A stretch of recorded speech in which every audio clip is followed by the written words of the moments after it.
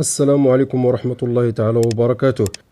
الركراكي مستاء من بعض اللاعبين وأدائهم السيء في مباراة الرأس الأخضر. أعلن الناخب الوطني وليد الركراكي مسؤوليته عن تعادل المنتخب المغربي لكرة القدم أمام منتخب الرأس الأخضر في المباراة الودية التي أقيمت ليلة أمس الاثنين في ملعب مولاي عبد الله بالرباط. وأكد وليد الركراكي أنه ارتكب عدة أخطاء خلال المباراة، مشيرا إلى أن من بين أبرز هذه الأخطاء الاعتماد على بعض اللاعبين الذين لم يكونوا جاهزين بشكل كافي. وأوضح الناخب الوطني أنه يشعر بالسعادة لنتيجة التعادل، وذلك لسبب بسيط يتمثل في أنها جاءت قبل انطلاق كأس إفريقيا، مما يمنحه فرصة لاستخلاص الدروس وتفادي تكرار الأخطاء في المباريات القادمة.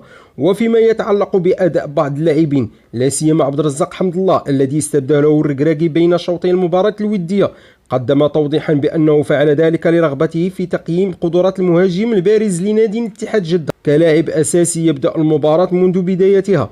وأضاف الركراكي بخصوص حمد الله قائلا: حمد الله لم يقدم بعد المستوى المأمول وهو بحاجة إلى المزيد من العمل، فالمنافسة في المنتخب الوطني قائمة وبقوة ولا يمكن الاستهانة بها.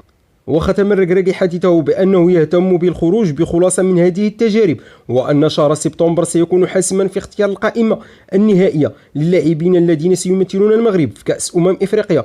وأكد أنه سيعمل جاهدا على تحقيق التطلعات وتقديم أفضل أداء ممكن في البطولة القارية المرتقبة. يذكر أن المنتخب المغربي سينطلق مشواره في كأس إفريقيا في شهر يناير المقبل، حيث يسعى لتحقيق النجاح والتألق في البطولة الإفريقية الأهم.